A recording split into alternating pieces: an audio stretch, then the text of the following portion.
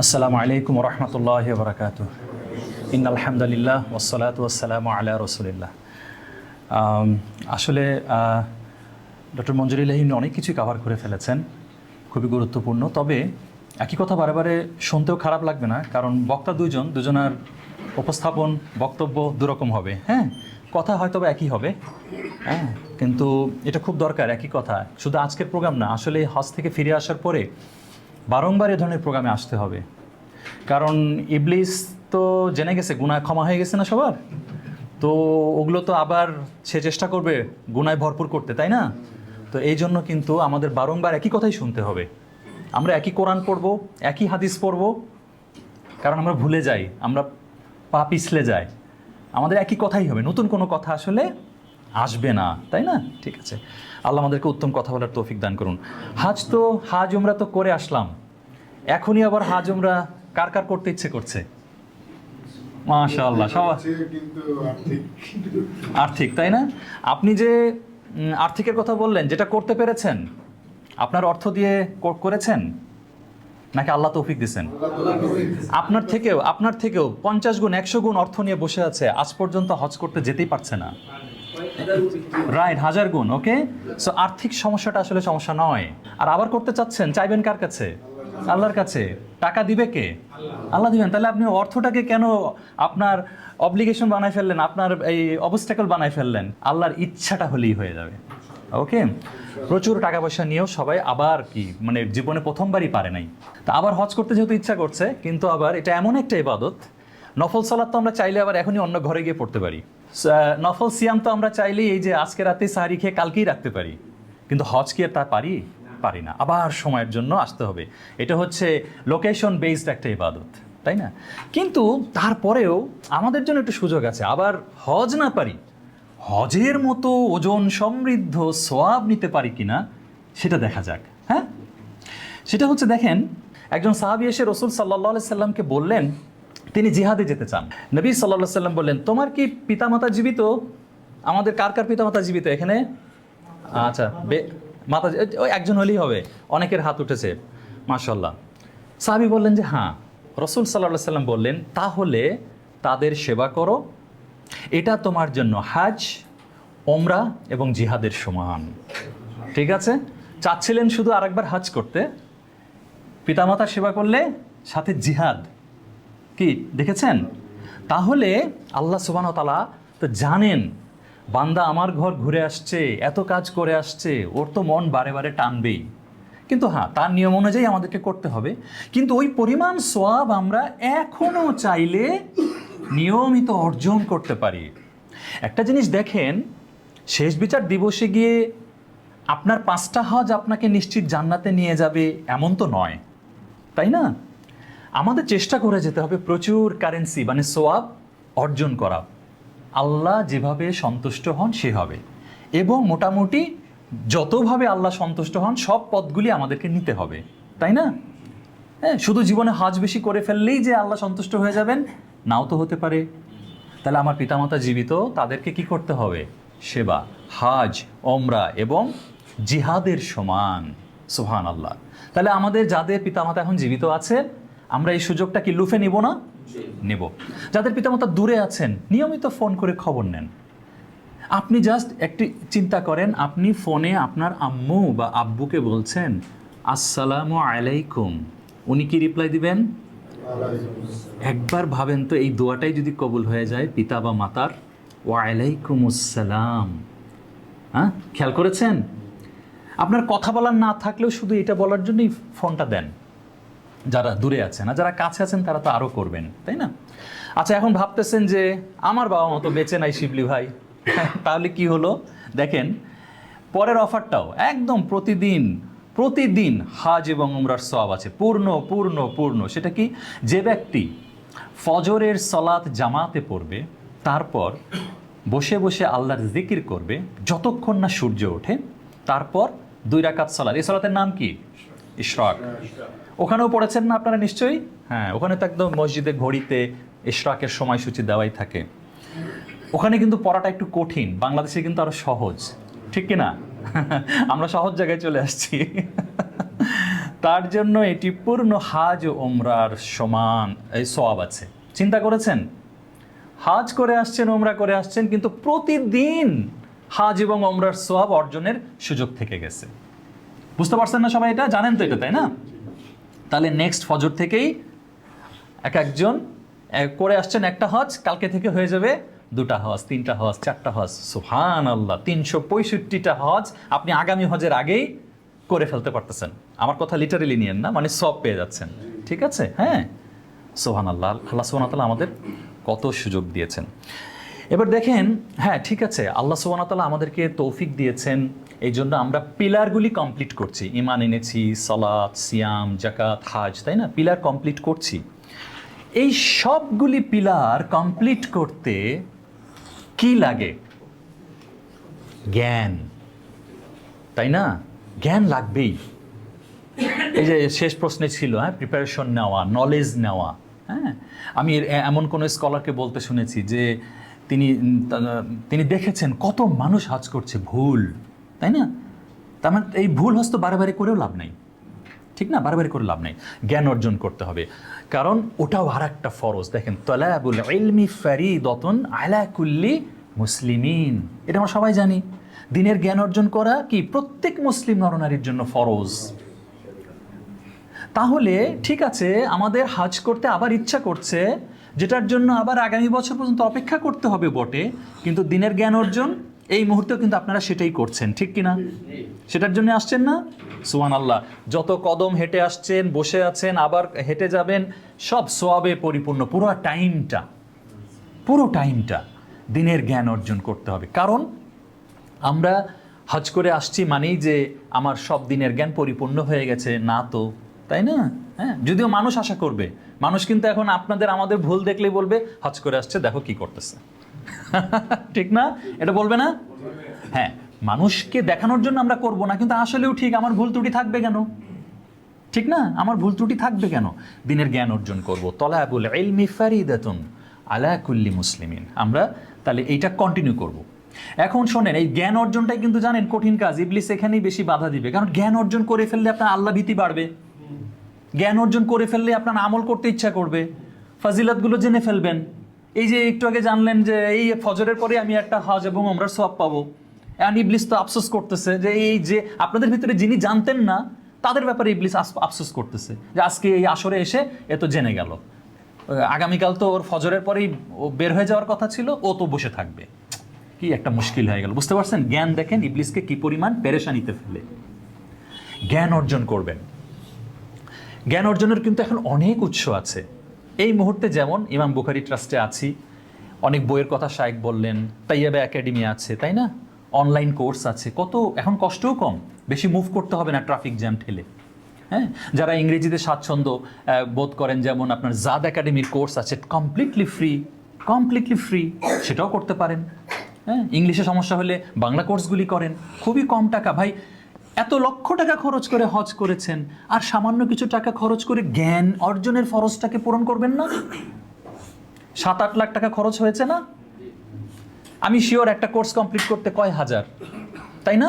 মনে হয় 10,000ও টোটাল না, তাই না? এরকম হবে, বা প্লাস মাইনাস আরো কম। এখন বলেন তো, এটা বোকামি হবে না?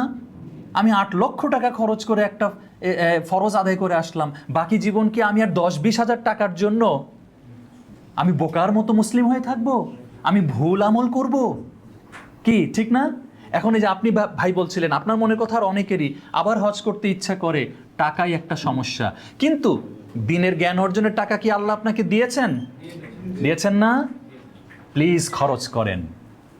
এই টাকা তো আল্লাহই দিয়েছেন, আল্লাহর জন্যই খরচ করেন, দিনের জ্ঞান অর্জনের জন্য। হ্যাঁ, বিভিন্ন কোর্সে এনরোল হন, এবং আপনার এই যে যত আলোচনা হলো না, ধরে রাখা, সঠিক পথে চলা, আপনার জ্ঞান ছাড়া আপনি পারবেন না। জ্ঞানে আগায় যেতে হবে।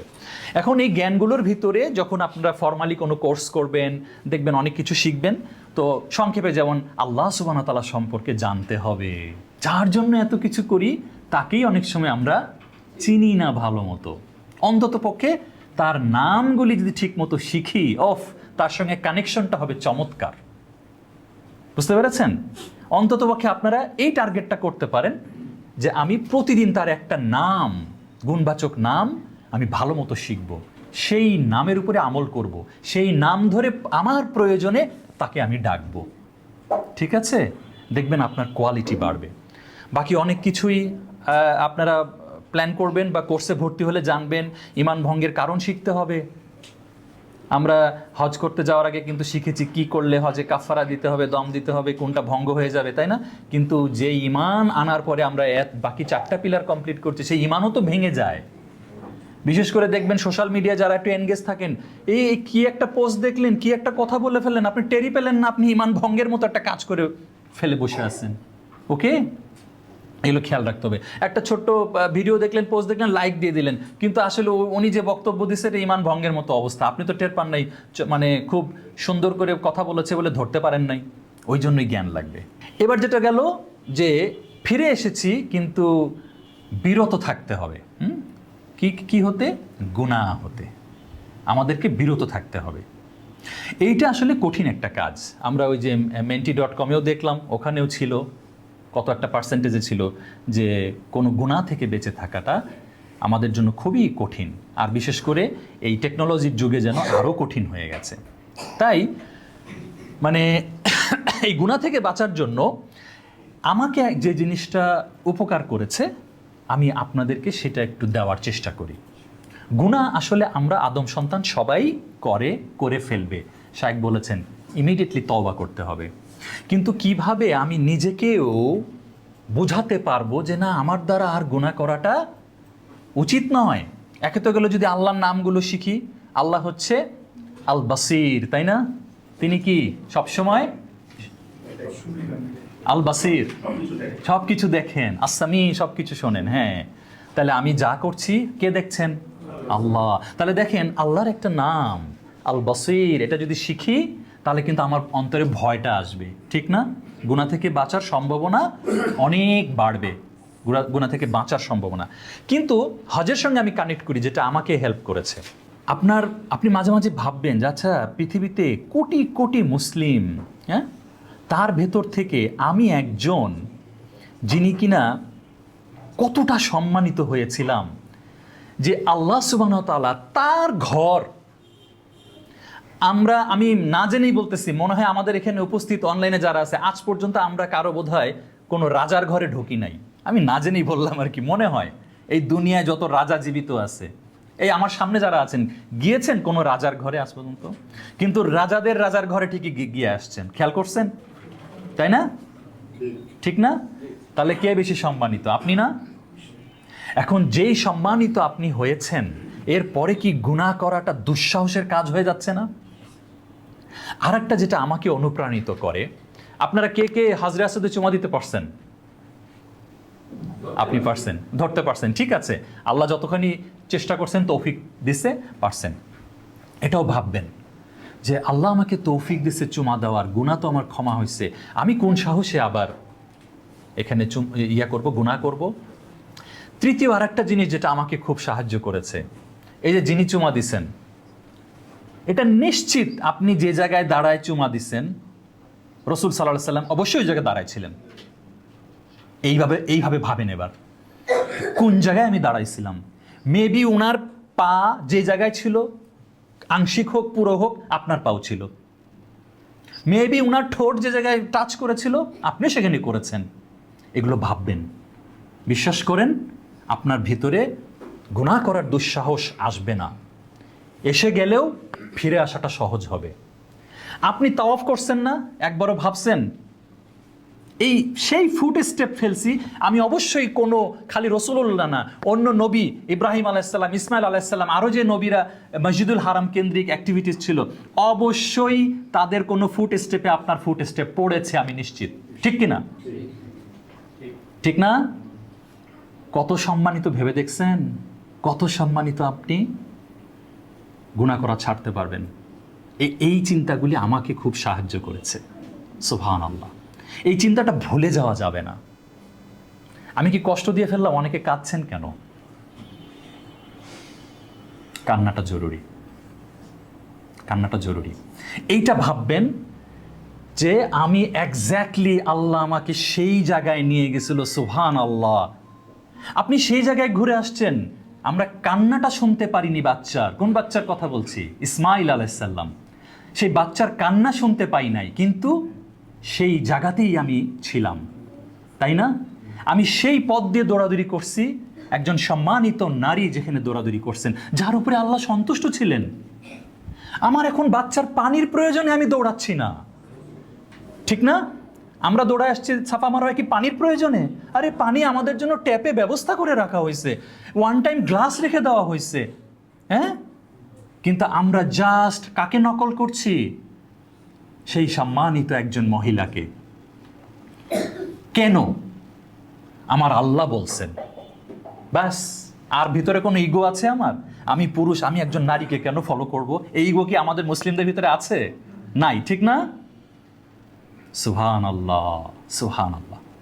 এইগুলো প্রত্যেকটা খেয়াল করবেন। আমি যেন তেন জায়গা থেকে ঘুরে আসি নাই, সিঙ্গাপুর, মালয়েশিয়া, থাইল্যান্ড, হেন তেন আরও যারা অন্যান্য দেশে গিয়েছেন, না, হোল ওয়ার্ল্ড একদিকে, আর আপনি যে জায়গায় ঘুরে আসছেন টোটালি ডিফারেন্ট। পবিত্র ভূমি, এর উপরে আর কি হতে পারে? পবিত্র ভূমি কে ঘোষণা দিচ্ছেন? আল্লাহ। ঠিক আছে, গুনাহ করা বন্ধ হয়ে যাবে ইনশাআল্লাহ। আর হয়ে গেলেও কি তওবা, হয়ে গেল তওবা। এগুলো আমাদেরকে খুবই সাহায্য করবে। হাতিমে কে কে সালাত আদায় করতে পারছেন? হ্যাঁ, আচ্ছা, আলহামদুলিল্লাহ, কিছু ভাই পেরেছেন। এটাও খেয়াল করবেন যে হ্যাঁ, আল্লাহ সুবহানাহু ওয়া তাআলা দেখেন, উনি এত জ্ঞানী, উনি তো জানেন যে এক সময় গিয়ে, আপনারা জানেন তো কাবা ঘর কিন্তু আসলে এখন তো স্কোয়ার, কিন্তু আসলে তো এটা কি ছিল? আয়তাকার। এটা অনেকে জানেন কি না? এটা আয়তাকার ছিল। আল্লাহ সুবহানাহু ওয়া তাআলা এত দয়াময়, উনি জানতেন যে এই কাবা ঘরের ভিতরে আমার সব বান্দাকে ঢোকার সুযোগ দিবে না, হ্যাঁ? এই জন্য দেখেন, এটা ছোট আকারে থেকে গেল, হাতিমটা উন্মুক্ত থাকলো। এটা তো কাবা ঘরেরই অংশ। সো আমরা যখন হাতিমে পড়ি, এ যেন আমরা কাবা ঘরের ভেতরেই ঢুকলাম, ঠিক না? এটাও ভাববেন যে আমি হাতিমের ভিতরে ঢোকার তৌফিক আল্লাহ আমাকে দিছেন। আমি কেমনে গুনাহ করব? কেমনে গুনাহ করব? আমার ভিতরে তো আর সন্দেহ নাই। সন্দেহ কি আর আসবে? আসবে না তো। সো এই দুঃসাহস আমরা করব না ইনশাল্লাহ। সো গুনাহ করতে গেলেই হায় হায়, আমি তো আল্লাহর মেহমান ছিলাম, আমার নবী যেখানে চুমা দিছে আমি সেখানে চুমা দিছি, আমার নবী যেখানে দাঁড়াইছে আমি সেখানে দাঁড়াইছি। শুধু নবী না, নবীগণ, ঠিক আছে? মেবি আপনি যেখানে সেজদা দিছেন, আশা করি ওইখানেই রসুলের সাল্লাল্লাহু আলাইহি সাল্লামের কপাল টাচ করছে, আপনারও কপাল টাচ করছে, হ্যাঁ, ঠিক না? ব্যাস, এইটা নিয়ে আমি সন্তুষ্ট থাকবো। আল্লাহ, এবার আল্লাহর কাছে চাইতে থাকেন, ইয়াকা না'বুদু ওয়া ইয়াকা নাস্তাঈন।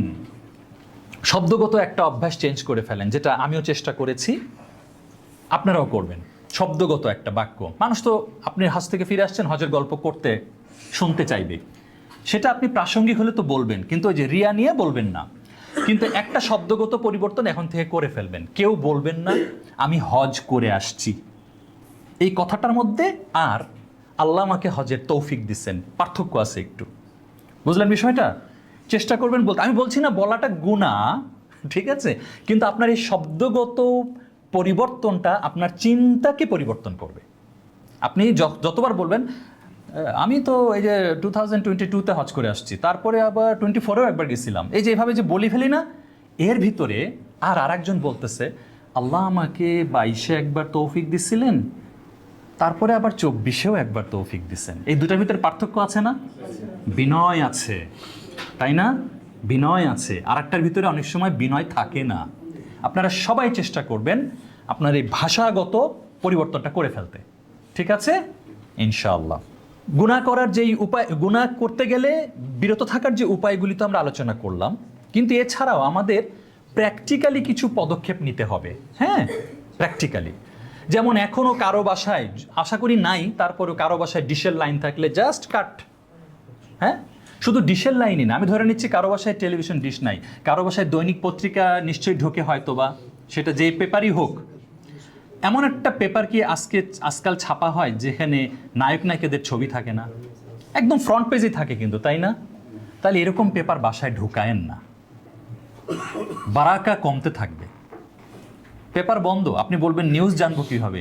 নিউজ এখন এমন জিনিস আপনার কাছে পৌঁছায়, নিউজ পড়তে হয় না আর, বুঝতে পারছেন? আমি চ্যালেঞ্জ দিলাম, আপনি একটা মাস পেপার কিনেন না, পড়েন না, তারপরে বললেন আমি তো নিউজ জানতেই পারি না, দুনিয়া কি হচ্ছে আমি জানি না। এটা অসম্ভব। এখন ঘরে এসব অশালীন ছবি ঢুকায়েন না দৈনিক পত্রিকায়। যাদের বাসায় শিশু সন্তান আছে, আমি বলে দিচ্ছি, আপনি মনে করতেছেন এই পেপার আর কি, আপনি হয়তো যখন ঘরে ঘুমাচ্ছেন পাতা উল্টায় ওই অশালীন ছবিটাই সে 1 মিনিট 2 মিনিট ধরে দেখতেছে। আপনি মনে করতেছেন আর কি অশালীন, আপনি তো বড় হয়ে গেছেন। ওটা আপনার জন্য অশালীন না, ওর জন্য ওটাই খুবই অশালীন, ওর জন্যই ওটা অনেক উত্তেজক। আপনার আমার জন্য নাও হইতে পারে ওই পত্রিকার ছবিটা। ঠিক বুঝতে পারছেন? সন্তানকে রক্ষা করেন, পত্রিকা বাদ, ঘরে ঢুকায়েন না। ভালো পত্রিকা হলে ভালো কথা, এগুলি নিতে হবে। ওকে, আমল ছোট ছোট কিছু বৃদ্ধি করতে হবে। সলাতের গুরুত্ব বারে বারে শাইখ বলেছেন, আমাদের আলোচনায় আসছে। আপনারা যে ওখানে সলাৎ পড়েছেন জানেন তো নিশ্চয়ই যে ওখানে যে কত গুণ সওয়াব বেশি ছিল, কোথায়? 1 লক্ষ। মানে শুধু কি প্রায় 55 বছরের মতো আপনি কিন্তু সলাতের সওয়াব পেয়ে গেছেন, এই কি বলে 1 ওয়াক্ত সলাৎ পড়ে, তাই না? খেয়াল করছেন? হ্যাঁ, এখন এই যে আল্লাহ সুবহানাহু ওয়া তাআলা অপরচুনিটি দিয়েছে, যেটা আপনি আদায় করে আসছেন, আপনার আমল নামায় লেখা হয়েছে, কিন্তু আমাদের আমল নামাটা এই লেখা যে মুছেও যেতে পারে সেই নিশ্চয়তাও কিন্তু আছে। মুছে যেতে পারে কেন, কিভাবে? আমার অহংকারের মাধ্যমে, ওই যে হাজি আলহাজ ফুটানি করে বলা, তাই না? বিষয়টা একদম ভালো কাজগুলি ধুলা হয়ে যেতে পারে, মুছে যেতে পারে। আমরা বিনয়ী থাকবো, যা আল্লাহ আমাকে তৌফিক দিছেন, অর্জন করছি, এইটা হারানো যাবে না, ব্যাস। ঠিক আছে, লক্ষ লক্ষ গুণ সোয়াব সলাতের অর্জন হয়ে গেছে। জীবনে অনেক সলাৎ ভুল ত্রুটি হয়েছে, হয়তো মিস হয়ে গেছে, ইয়াংকালে হয়তো তাগাদা বুঝতাম না, ইনশাল্লাহ এগুলো দিয়ে কাভার হবে। কিন্তু বাকি জীবনটা এটা আশা করলে হবে না, ও 55 ইয়ার্স একবারই, তাহলে তো আমি তো কয়েক হাজার হয়ে গেছে, আমার আর সলাৎ না পড়লে হবে, তার কি সুযোগ আছে? না, আর সুযোগ নাই। এটা আমাদের জন্য বোনাস ছিল, তাই না? এই বোনাসগুলি আমরা ছাড়বো না, ঠিক আছে? হ্যাঁ, ইনশাল্লাহ আমরা এগুলো করতে থাকবো। এই আমলগুলা ছাড়াও এই সময় একটা গুরুত্বপূর্ণ জিনিস হচ্ছে যে মানুষ একটু বেশি মানে একাকী হয়ে গেছে, তো দেখবেন আত্মীয় স্বজন এগুলোর সঙ্গে একটু কম মেলামেশা বা এই বিষয়গুলি করে, মোবাইল কেন্দ্রিক বেশি। হ্যাঁ, এখন এআই এসে যাওয়াতে এই আমাদের এই টেকনোলজি যুগের মানুষদের ভিতরেও ইন্টারাকশন কমে গেছে, কারণ আমি এআই আমাকে সব বলে দেয়, আমার আর ভাই এটা কীভাবে করবো এটা জিজ্ঞেস করতে হয় না। হ্যাঁ, এআই এখন সব করে দেয়, সব বলে দেয়। আমরা প্রতিদিন এআই ব্যবহার করতেছি আমাদের আইটি কোম্পানিগুলিতে। তো আমাদের আত্মীয় স্বজন পরিবার পরিজন তাদের সঙ্গে আমরা সম্পর্ক সুন্দর রাখবো। হ্যাঁ, ওগুলোও কিন্তু চমৎকার একটা হচ্ছে আমল, যেগুলো আমরা করতে পারি। এছাড়াও আমরা ছোট ছোট কিছু জিকির, তাই না, আমরা কিন্তু করতেই পারি। যেমন মনে করেন সিম্পলি লা ইলাহা ইল্লাল্লাহু ওয়াহদাহু লা শারীকা লাহু লাহুল মুলকু ওয়া লাহুল হামদু ওয়া হুয়া আলা কুল্লি শাইইন কদির, তাই না? এগুলো 100 বার পড়লেই 100টি গুনাহ মাফ, 100টি সওয়াব, 10 জন দাস মুক্তির সওয়াব। সুবহানাল্লাহ। এই যুগে আর দাস মুক্ত করবেন কিভাবে? সম্ভবই না। মাঝখান থেকে সওয়াব পেতে থাকবো আমরা। হ্যাঁ, মাত্র 100 বার পড়লে। এইরকম দিনের মজলিসে মাঝে মাঝে না আসলে কি হয়ে যাওয়ার সম্ভাবনা আছে বলি ভাই, আমার নিজ চোখে দেখা। যিনি প্রায় কয়েক মাস আগেও তার সঙ্গে আমার দেখা হয়েছিল, মাগরিবের সময় হলো, আমরা একসঙ্গে হজ করে আসছিলাম, বুঝছেন? মাগরিবের সময় হলো, চলেন সালাত পড়ে নেই। আচ্ছা, আপনারা পড়ে নেন। কি বুঝছেন বলেন তো, কেউ বুঝছেন তার মানে কি? হ্যাঁ, উনি আর সালাত পড়েন না। কি বুঝলেন? বিশ্বাস হয়? বিশ্বাস হয়? এই যে এতক্ষণ যে বললাম, সেই জায়গায় চুমু দিচ্ছেন, যে জায়গায় রাসূলুল্লাহ দিচ্ছেন, সেই জায়গায় দাঁড়াইছেন, সেই জায়গায় সেজদা দিচ্ছেন যেখানে উনি ছিলেন, উনিও তো ছিলেন, ঠিক না? উনিও তো ছিলেন, তারপরেও সালাত ছেড়ে দিছেন। ইবলিস পাকড়াও করবেই করবে, নিজেকে নিয়ে নিশ্চিত থাকবেন না। এই জন্যই মাঝে মাঝে দিনী মজলিসে আসতে হবে। এই জন্য এক ভাই আরেক ভাইকে ছাড়া যাবে না। আপনি আসবেন, ভাই আমি তো যাচ্ছি ইমাম বুখারী, আপনি আসেন না, আরেকজনকে ডাকবেন, বুঝলেন? উনি একটা মজলিস মিস দিছে, পরের বার না, আপনি গতবার আসেন নাই, দেখা হয় নাই, পরেরটা আসেন। আমরা আরেক ভাইকেও ছাড়বো না, তাহলে আপনারও আরেক ভাই আপনাকেও ছাড়বে না। ঠিক আছে, এইভাবে একসাথে থাকতে হবে কিন্তু। দেখেন আমি নিজ চোখে দেখছি হজ এই সালাত ছেড়ে দিছে। এখন বলেন তার ওই হজ কোন উপকারে আসবে শেষ বিচার দিবসে? সবচেয়ে আগে হিসাব হবে কিসের? সালাতের। খেয়াল করছেন? তা আজকেও কিন্তু সালাতের আমি দেখলাম শাইখ বহুবার তাগাদা দিচ্ছেন। সো হজ করে আসার পরে অনেকের ভিতরে একটা ফুরফুরা ভাব চলে আসে, হ্যাঁ সবগুলা করে ফেলছি, একটা সব আদায় আদায় হয়ে গেছে, জীবনে একবার ফরজ আদায়, আর প্রতিদিন 5 বার ফরজ, তাই না? এটার গুরুত্ব অনেক বেশি না? অনেক বেশি। হ্যাঁ, কবুল হয়েছে কিনা এটা আমরা আশা করব কবুল হয়েছে, নিশ্চিত থাকতে পারছি না। আর ইবলিস মরে যায় নাই, ইবলিস কিয়ামত পর্যন্ত মরবেও না। তাহলে আমাদের ভয় ভীতি থাকতেই হবে, তওবার উপরে থাকবো, আর ওই কথাগুলি মনে রেখে আমরা গুনাহমুক্ত থাকবো। একটা জিনিস মনে রাখবেন, শেষ করি, আমার অ্যালার্ম তো বেজে গেছে। আপনি বাড়তি আমল করতে না পারেন, গুনাহ করেন না, ঠিক আছে? বাড়তি আমল করতে না পারেন, গুনাহ করেন না। তাহলে আজকে থেকে যেটা করবেন, আমি কোন গুনাহ ছাড়বো সেটা আগে লিস্ট করেন, তারপরে আমি কোন বাড়তি আমলগুলি করব সেটা ধরেন। ওকে? কারণ আপনি যদি বাড়তি আমল করতে চান, এটা বলে শেষ করি, আপনি যদি বাড়তি আমল প্ল্যান করেন, বলা যায় না ইবলিস আপনাকে সাহায্য করবে, ঠিক আছে করো, তুমি বাড়তি আমলই করো, ওকে? ডিস্টার্ব করবে না, গুনাহটাও পাশাপাশি ছাড়তে দিবে না সে। এক সময় গিয়ে আপনার বাড়তি আমল নিয়ে আরেকজনের কাছে অহংকার করাবে। বুঝলেন বিষয়টা? ওর প্ল্যান হচ্ছে এরকম। আল্লাহ সুবহানাহু ওয়া তাআলা আমাদেরকে উত্তমভাবে কাজ করার তৌফিক দান করুন। সুবহানাকা আল্লাহুম্মা বিহামদিক আশহাদু আল্লা ইলাহা ইল্লা আনতা আস্তাগফিরুকা ওয়া আতুবু ইলাইক। আমরা যারা অফলাইনে আছি, আপনার নামাজ কি আরেকটু কন্টিনিউ করতে পারবো? ভালো লেগেছে? আলহামদুলিল্লাহ, আলহামদুলিল্লাহ। আসলে এই কন্টিনিউয়েশনটাই আমরা চাচ্ছি বারে বারে হোক, ঠিক আছে ভাই? ঠিক না শাইখ? বারে বারে হোক। আমি কথা দিলাম আজকে যদি নাও হয়, আমরা তো একটা প্ল্যান করে থাকি, আমাদের এরপরে আরেকটা প্রোগ্রাম থাকে, আপনারা যদি আসেন, শাইখ যদি ডাকেন আমি আসব, শাইখ, ঠিক আছে ইনশাআল্লাহ। হ্যাঁ আমি আসব সেদিন। এই যে সেদিন আমাকে 30 মিনিট দিলে হবে না, হ্যাঁ আপনাদেরকে বলে রাখি, দোষ আমার না, একটু বদনাম করি প্লিজ। দোষ আমার না।